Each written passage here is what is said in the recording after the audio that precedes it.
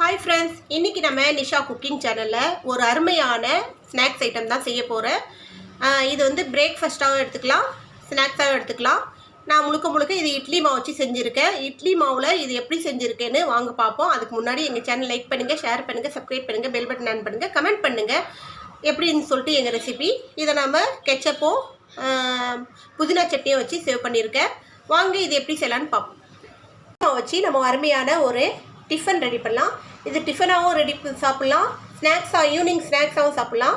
So இந்த எப்போவும் போல் நம்ம இட்லி தோசை இல்லாமல் இட்லி மாவு வச்சு ஒரு வித்தியாசமான ஒரு டிஃபனும் செய்யலாம், இல்லை ஈவினிங் ஸ்நாக்ஸாகவும் அது யூஸ் பண்ணிக்கலாம். வாங்க இது எப்படி செய்யலான்னு பார்ப்போம்.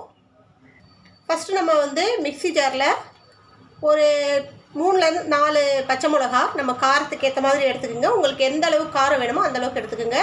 கொஞ்சோண்டு கருவேப்பிலை, ஒரு வெங்காயம் மீடியம் சைஸ் சின்னதாக ஒரு வெங்காயம் எடுத்துக்கலாம். ஸோ இது எல்லாத்தையும் நம்ம அரைச்சிட்டு வந்துடலாம். பச்சை மிளகா, கருவேப்பிலை, வெங்காயம் இது மூணுத்தையும் தண்ணி விடாமல் இந்த மாதிரி கொஞ்சம் கொரகொரப்பாக அரைச்சிட்டு, ரொம்ப கொரகொரப்பாக இல்லாமல் ரொம்ப பேஸ்ட்டாக இல்லாமல் ஓரளவுக்கு இருக்கணும். இந்த அளவுக்கு இருந்தால் போதும். ஸோ இந்த அளவுக்கு இதை அரைச்சிட்டு வந்துடணும். இப்போ அடுத்தது பார்ப்போம். ஒரு 3 முட்டை எடுத்துருக்கேன். உங்களுக்கு எந்த அளவுக்கு இந்த டிஃபன் வேணுமோ அந்த அளவுக்கு நீங்கள் முட்டை எடுத்துக்கோங்க. இதை ஒரு பவுலில் உடச்சி ஊற்றிக்கலாம்.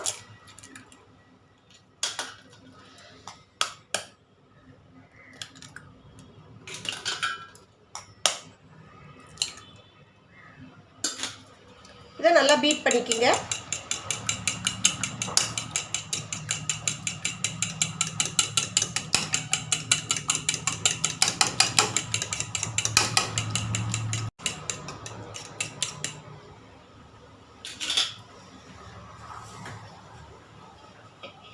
இப்போ இதில் நம்ம இந்த அரைச்சி வச்சுருக்கிற மசாலாவை போட்டுக்கலாம்.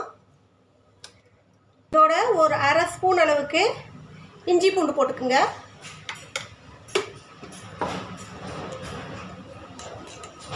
எல்லாத்தையும் நல்லா மிக்ஸ் பண்ணிக்கலாம்.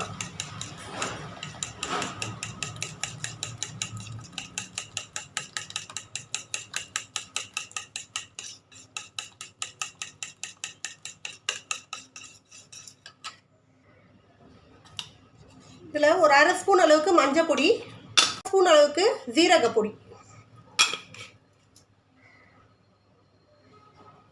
தேவையான அளவு உப்பு நம்ம எல்லாத்துக்கும் சேர்த்து போட்டாச்சு. கடைசியாக நம்ம உப்பு பார்த்து பத்தலைன்னா போட்டுக்கலாம். அதே நல்லா மிக்ஸ் பண்ணிக்கோங்க.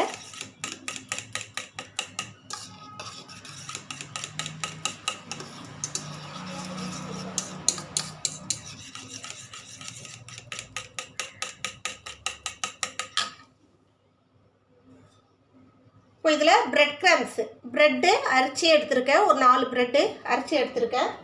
ஸோ அதை சேர்த்துக்கலாம். பிரெட் கிரம்ஸாக இருந்தாலும் சேர்த்துக்குங்க. அப்படி இல்லைன்னா ப்ரெட்டு, நம்ம வீட்டில் இருக்கிற ப்ரெட் இருக்கு இல்லைங்களா, அந்த ப்ரெட்டை அரைச்சி இதில் ஆட் பண்ணிக்கலாம்.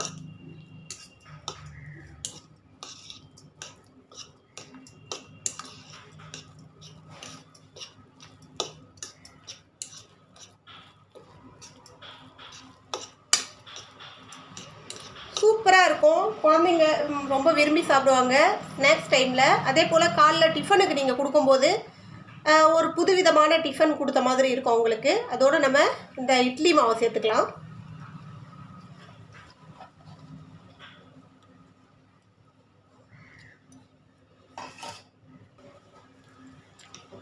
இதோ சேர்த்து நல்லா மிக்ஸ் பண்ணிக்கலாம்.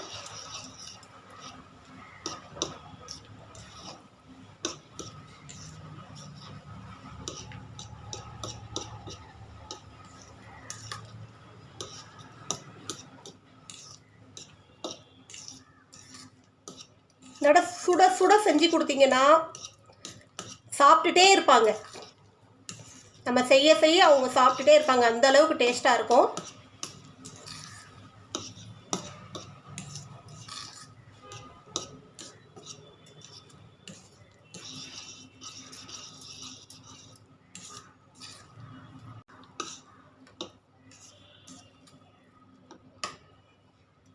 அவ்வளோதான். அடுத்த ப்ராசஸ் பார்ப்போம். இப்போது அடுப்பை பற்ற வச்சு ஒரு கடாய் வச்சுக்கோங்க. கடாய் இந்த அளவுக்கு கொஞ்சம் குழியாக இருக்கட்டும்.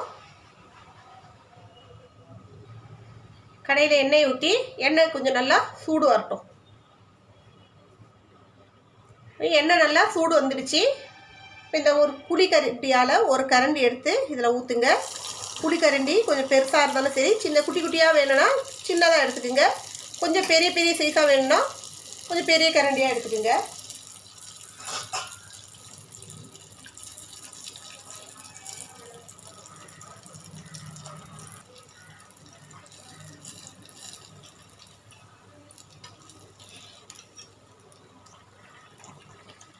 அடுப்பை கொஞ்சம் சிம்மில் வச்சுக்கோங்க.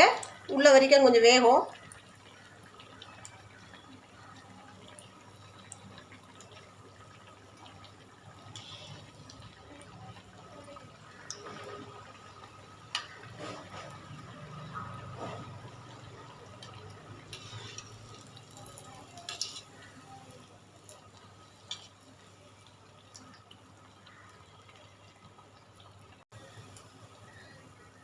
இந்த மாதிரி சுட்டெடுக்கலாம்.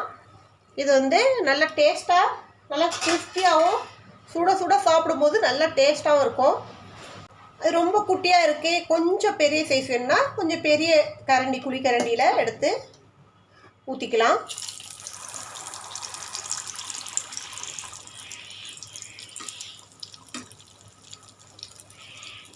இது ஒன்று ஒன்றா ஊற்றி எடுத்தால் தான் கரெக்டாக இருக்கும்.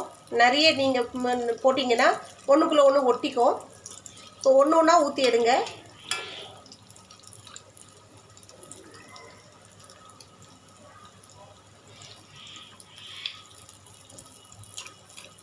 நல்லா குயிக்காக சீக்கிரமாக வேலை முடிஞ்சிடும். டக்குன்னு ஈஸியாகவும் இருக்கும், வேலையும் சீக்கிரம் முடிஞ்சிடும்.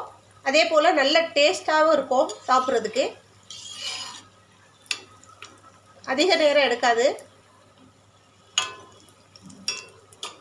டக்குன்னு காலையில் ஏதாவது வித்தியாசமாக நீங்கள் பிரேக்ஃபாஸ்ட் செஞ்சு கொடுக்கணும், டிஃபன் செஞ்சு கொடுக்கணுன்னா இட்லி மாவில் இதெல்லாம் போட்டு கலந்து ஊற்றி கொடுத்தாலே போதும். ஒரு டேஸ்டியான ஸ்நாக்ஸ் வந்து உங்களுக்கு காலையில் ரெடி ஆகிடும். பிரேக்ஃபாஸ்ட்டாகவும் எடுத்துக்கலாம், இல்லை ஈவினிங் டைமில் ஸ்நாக்ஸாகவும் எடுத்துக்கலாம். டக்குன்னு ஒரு கெஸ்ட் வந்துட்டாங்க, இல்லை குழந்தைங்களையே இப்போ ஏதாவது சாப்பிட்ணுன்னு சொல்லிட்டு குழந்தைங்களே கேட்குறாங்கன்னா, பெரியவங்களும் சரி குழந்தைங்களும் சரி யாராக இருந்தாலும் சரி இதை ஈஸியாக சாப்பிட்லாம். நல்லா டேஸ்ட்டாக இருக்கும். அருமையான ஸ்நாக்ஸு சூப்பராக வரும். இதே போல் நம்ம எல்லாத்தையும் ரெடி பண்ணி எடுத்துக்கலாம்.